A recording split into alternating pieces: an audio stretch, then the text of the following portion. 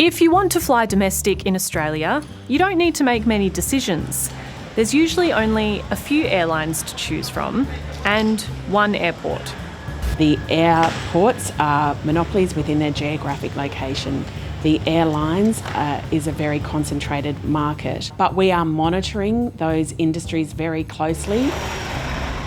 It's like our two shopping centres, Coles and Woolworths. There's no competition. Where do you go? It's cheaper for us to go to Bali for a holiday. It cost about $1,500 for a return for both of us.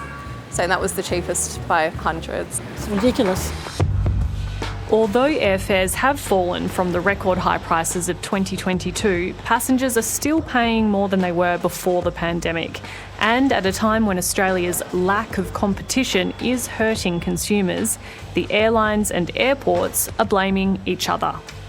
If we look at the relationship between airports and airlines, it's been fraught with tension over many years, and that's primarily because while the airlines are subject to many competitive pressures between themselves, the airports in each and every case are monopolists. And when monopolists are negotiating, they're not really negotiating. What they're doing is saying, take it or leave it. The recent focus on regulation of airports is really a distraction for the airlines from their own problems and concerns at the moment. What we've seen is we've got consumer complaints at record levels, we've got really high airfares, we've got low reliability and poor service. This is doing nothing to improve the confidence with the travelling public. Australia's major airports used to be owned and run by the federal government until they were privatised in the late 1990s. As part of the deal, the prices airports charged airlines for services were capped for the first 5 years. I do regret the fact that we only put in regulated pricing at the airports for 5 years. John Sharp was Transport Minister at the time the airports were sold off. He's now Deputy Chair of Rex Airlines. We should have kept that regulated pricing system in place right through to the current day, because what happened was after 5 years, the government then lifted the regulated pricing for airports so that airports were free to do whatever they wanted to do. And as a result of that, we've seen the cost of services provided by airports increase dramatically.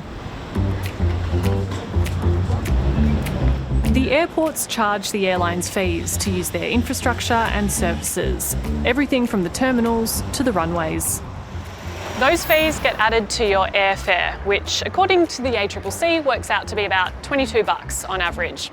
The airports say their prices are fair, but the airlines claim that sometimes they're being ripped off, and that cost is being passed on to the consumer. $22 per passenger on a ticket covers some of those essential costs of operating the airport. That's revenue, that is not profit. And you can't run an airport without the runway or the terminal and the security screening that goes with it. The airport charges can vary according to the airport and can be sometimes as high as $40 or $50. It has to be passed on. It has to be passed on to the consumer because the airlines just simply can't pay it themselves. Usually these kinds of pay disputes get sorted out behind closed doors, but back in 2018, Perth Airport took Qantas to court over underpaying its fees, and the airport won. Qantas was ordered to repay millions of dollars.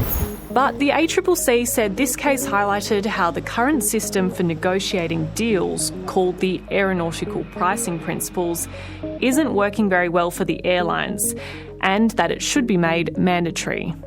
Those aeronautical pricing principles include a very important requirement, and that is that airports and airlines must negotiate with each other in good faith, and failing agreement, the dispute should then be referred to a commercial arbitrator for quick resolution. But there's no suggestion or evidence that the changes to those aeronautical pricing agreements might reduce airfares for consumers, because we wouldn't have the confidence that the airlines would necessarily pass any particular savings on through airfares.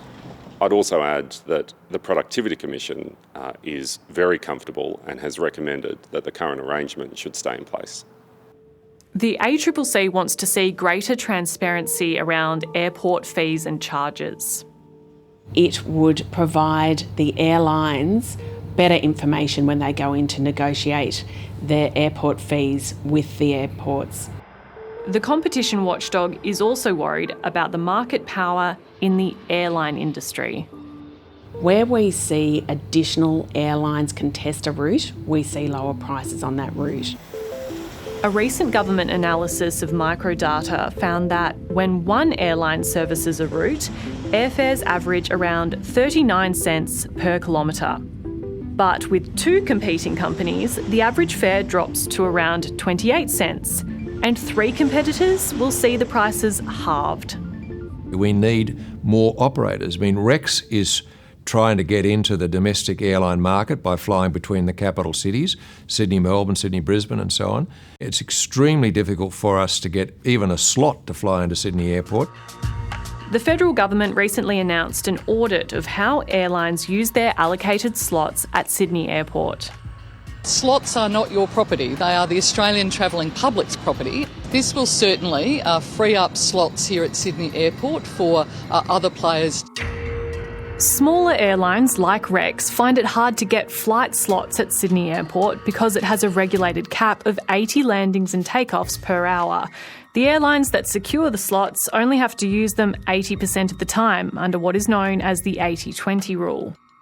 And that's why you see so many of those flights, say between Sydney and Melbourne, being cancelled. It's about keeping the slot to yourself, so you don't have to hand it to a competitor. Slot hoarding means that there are less flights, which means higher prices to the consumer. The airlines say there is no slot hoarding, and I've seen some of the data relating to that, and I think it's going to be very interesting to see the results of the audit.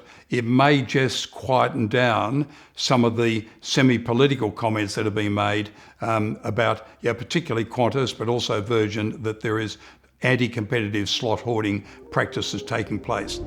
The cost of airfares and what can be done to bring prices down is being considered as part of a major white paper review of Australia's domestic aviation sector, due to be released by the middle of the year. Both the airlines and the airports have made their cases to the government. It is difficult for the government, it's difficult for the minister because you push this way and that way, very significant people pushing you around. But at the end of the day, the job of the government is to govern for everybody, not just a small sector. And if you govern for everybody, you will look at the best outcome for consumers